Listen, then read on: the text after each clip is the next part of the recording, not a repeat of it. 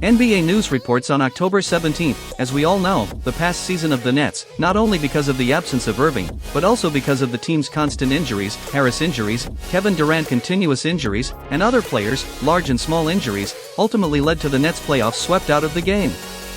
In the new season, the basketball team's injury problems will not stop. The first game is likely to let Kevin Durant play 40 minutes.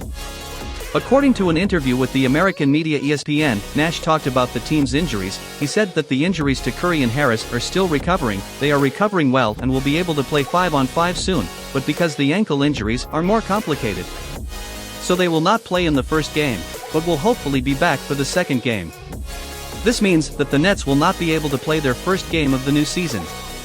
With TJ Warren still injured, the Nets bench is almost impossible to watch, and their first opponent is the Pelican, who made the playoffs this year.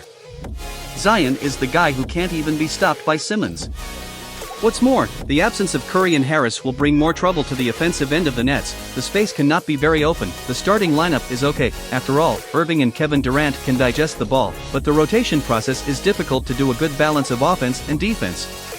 So the Nets want to win the opening red. You must squeeze the starting minutes, especially Durant, Irving, and Simmons 3. The previous Durant has made it clear that he has no problem playing the whole game. This means that he can use Durant as much as Nash wants, and he has done so for the past 2 seasons, especially in the playoffs, even daring Kevin Durant to play the entire game.